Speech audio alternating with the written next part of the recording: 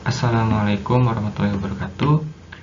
Perkenalkan, nama saya Novel Zidan Putra Irawan dan kami bertiga dari kelompok 18 akan membahas materi yaitu sampling distribution related to the normal distribution. Dan materi ini ada di bab 7.2 di buku Walkerly.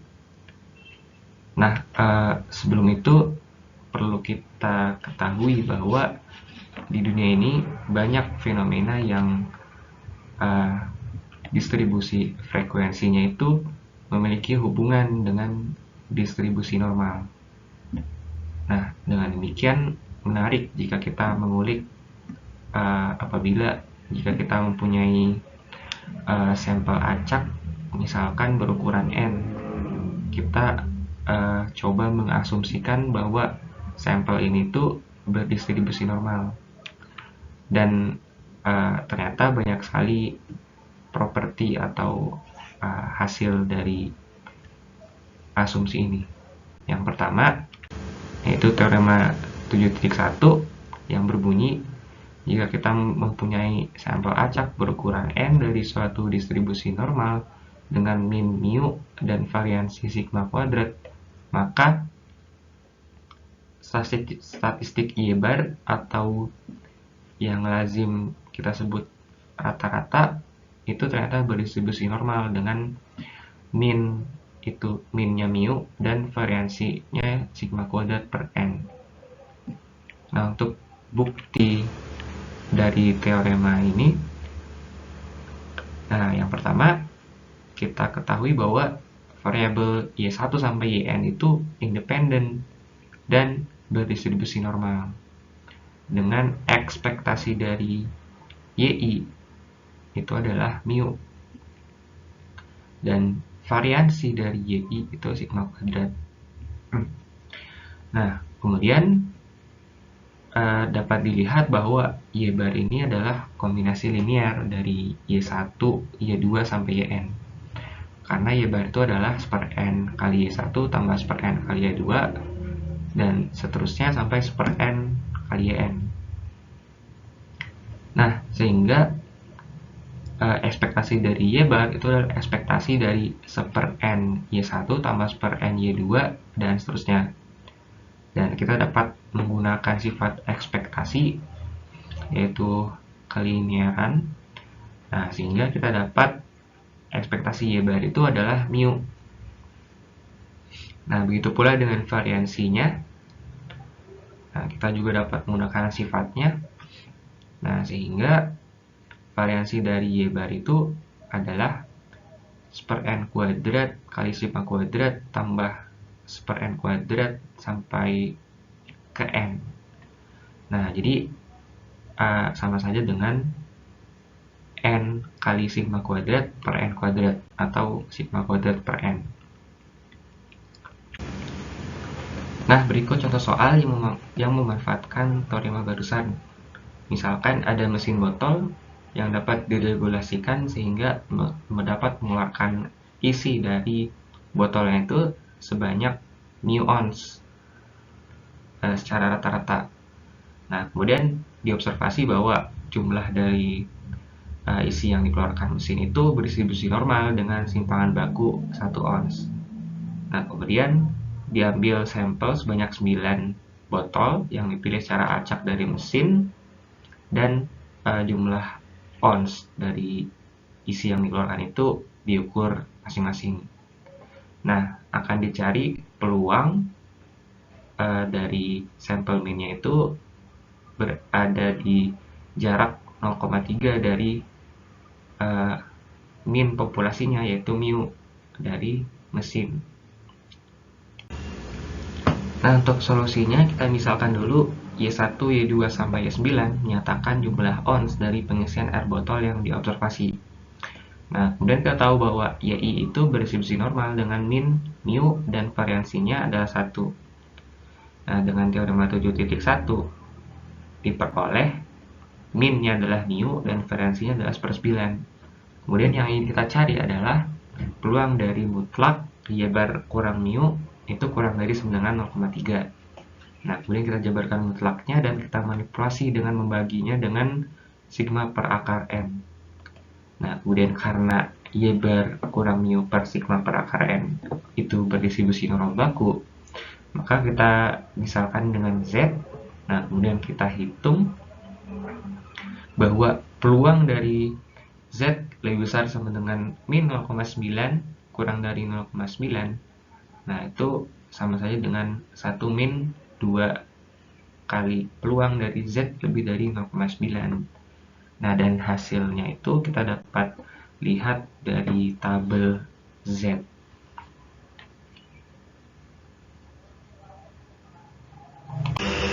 Selanjutnya ada teorema 7.2 yang berbunyi, misalkan Y1, Y2 sampai Yn itu didefinisikan seperti pada teorema 7.1. Maka Zi sama dengan Yi min mu per sigma itu bersifat independen dan berdistribusi normal baku. Dan sigma dari Zi kuadrat dari I91 sampai N itu berdistribusi Q-square dengan derajat kebebasan N. Nah, untuk buktinya, pertama, karena Y1, Y2 sampai Yn itu adalah sampel acak dari distribusi normal dengan min mu dan variansi sigma kuadrat, maka Zi itu berdistribusi normal baku. Nah, lebih jauh, variabel Zi independen karena Y juga independen untuk setiap I dari 1 sampai N. Nah, kemudian berdasarkan teorema 3.4.1 yang ada di buku Haupt, Zi kuadrat itu berdistribusi Q-square dengan derajat kebebasan 1. Nah, jadi fungsi pembangkit momen dari Zi kuadrat adalah 1 min 2T pangkat min 1/2. Nah, kemudian kita misalkan V, yaitu sigma dari Zi kuadrat dari I91 sampai N. Nah, ini yang ingin kita cari, apa distribusinya. Nah, kemudian dengan sifat pembangkit momen, maka pembangkit momen dari V adalah produk dari pembangkit momen Z1 kuadrat sampai Zn kuadrat. Nah, maka pembangkit momen dari V adalah 1 min 2T pangkat min 1/2 kali 1 min 2T pangkat min 1/2 dan seterusnya sampai N kali. Nah, maka itu sama saja dengan 1 min 2T pangkat min N per 2. Dan kita tahu bahwa itu adalah pembangkit momen untuk distribusi Q-square dengan derajat kebebasan N. Nah, dengan demikian terbukti bahwa si V ini itu berdistribusi Q-square dengan derajat kebebasan N. Nah, ini ada contoh soal yang memanfaatkan teorema barusan. Jika Z1, Z2, sampai Zn menyatakan sampel acak dari suatu distribusi normal baku, tentukan nilai B yang memenuhi peluang dari sigma Zi kuadrat I91 sampai N kurang dari 9B itu sama dengan 0,95. Nah, jadi kita ingin menentukan nilai B. Nah, berdasarkan teorema 7.2, sigma I91 sampai 6 dari Zi kuadrat itu berdistribusi Q-square dengan derajat kebebasan 6. Nah, kemudian dapat dilihat pada tabel Q-square. Nah, untuk tabel ini tuh tabelnya upper tail.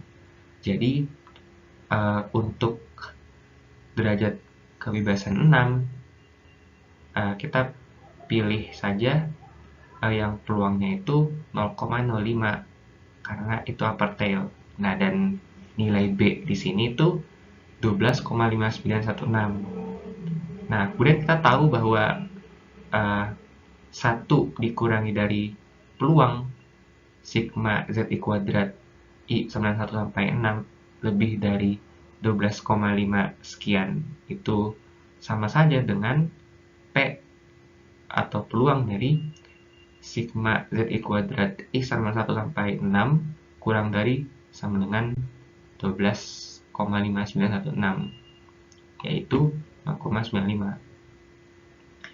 Nah, dengan demikian nilai B yang memenuhi adalah 12,5916. Selanjutnya saya Kevin Sivojani Sinaga akan menjelaskan mengenai teorema 7.3. Teorema ini ingin menjelaskan bahwa suatu variansi sigma kuadrat itu dapat dilihat juga bahwa dia juga terdistribusi pada chi-square.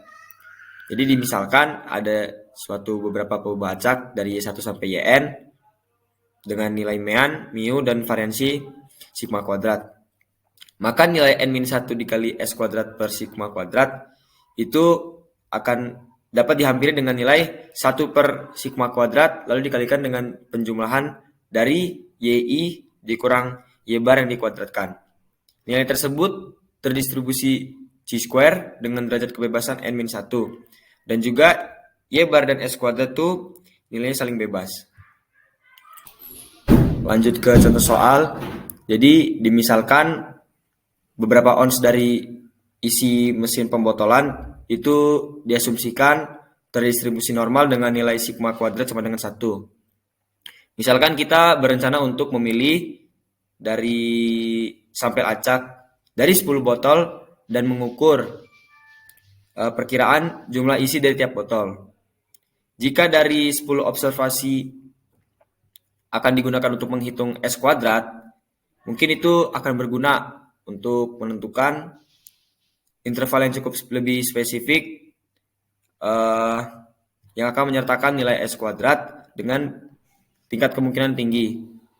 Kemudian tentukan nilai B1 dan B2 sehingga nilai PB1 kurang dari sama dengan S kuadrat kurang dari sama dengan B2 itu sama dengan 0,90. Jadi untuk solusinya, perhatikan bahwa untuk nilai peluang dari B1 kurang dari S kuadrat kurang dari B2 itu akan senilai dengan P dari derajat kebebasannya dikali B1 per sigma kuadrat akan kurang dari sama dengan derajat kebebasan dari S kuadrat dikurangin sigma kuadrat dan akan kurang dari sama dengan juga dengan nilai derajat kebebasan dikali B2 per sigma kuadrat.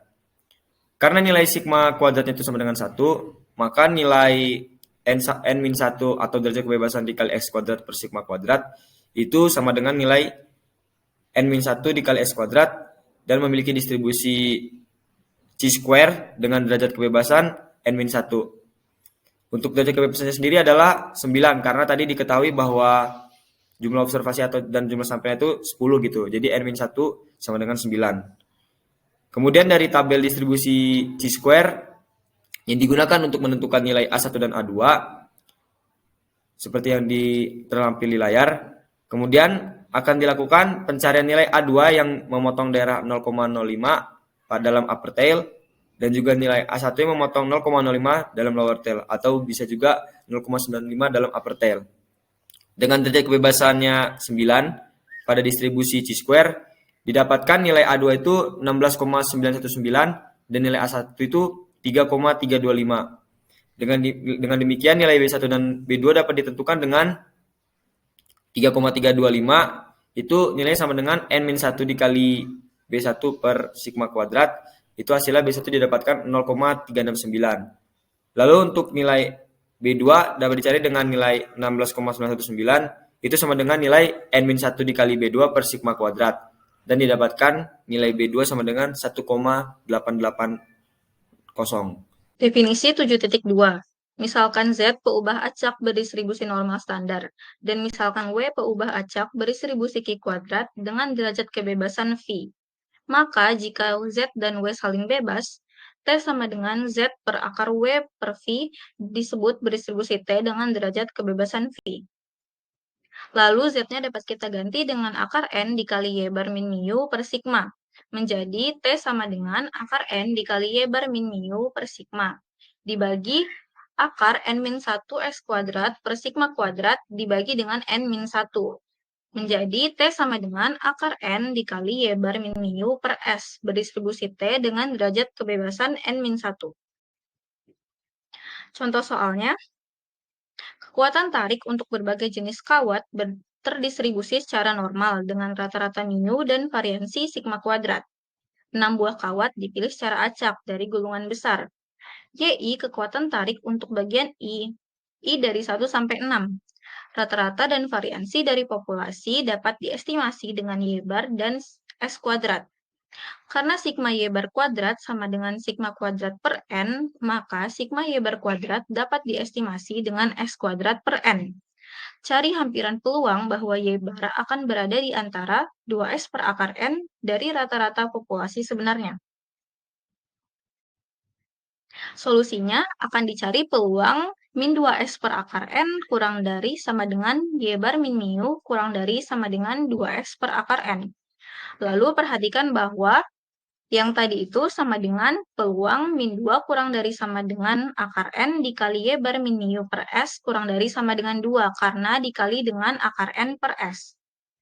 Lalu sama dengan peluang dari min 2 kurang dari sama dengan T kurang dari sama dengan 2. T berdistribusi T dengan derajat kebebasan N-1, yaitu 6-1 sama dengan 5. Dari tabel distribusi T didapat peluang min 2 kurang dari sama dengan T kurang dari sama dengan 2 sama dengan 1 dikurang 0,102 sama dengan 0,898.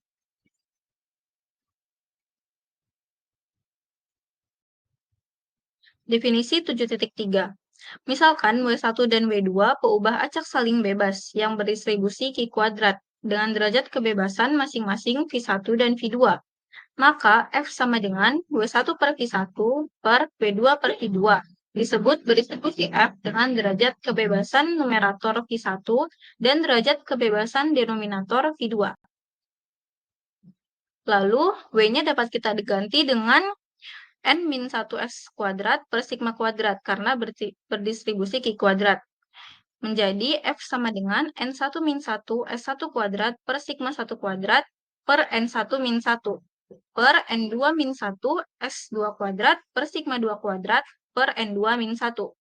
Lalu F sama dengan S1 kuadrat per sigma 1 kuadrat per S2 kuadrat per sigma 2 kuadrat. Disebut berdistribusi F dengan derajat kebebasan numerator N1-1 dan derajat kebebasan denominator N2-1. Contoh soal, jika kita mengambil sampel saling bebas berukuran N1 sama dengan 6 dan N2 sama dengan 10 dari dua populasi berdistribusi normal dengan variansi yang sama. Cari nilai B sehingga peluang dari S1 kuadrat per S2 kuadrat kurang dari sama dengan B sama dengan 0,95. Solusinya diketahui N1 sama dengan 6, N2 sama dengan 10, dan sigma 1 kuadrat sama dengan sigma 2 kuadrat. Sehingga S1 kuadrat per sigma 1 kuadrat per S2 kuadrat per sigma 2 kuadrat sama dengan S1 kuadrat per S2 kuadrat. Berdistribusi F dengan derajat kebebasan numerator V1 sama dengan 5, dan derajat kebebasan denominator V2 sama dengan 9. Lalu perhatikan bahwa peluang S1 kuadrat per S2 kuadrat kurang dari sama dengan B itu sama dengan 1 dikurang peluang S1 kuadrat per S2 kuadrat lebih besar dari B. Kita ketahui dari soal bahwa yang ruas kiri itu sama dengan 0,95. Sehingga dengan pemindahan ruas, kita dapat peluang S1 kuadrat per S2 kuadrat lebih besar dari B sama dengan 1 dikurang 0,95, sama dengan 0,05. Dari tabel distribusi F didapat nilai B sama dengan 3,48. Sekian presentasi dari kami, kurang lebihnya mohon maaf. Terima kasih.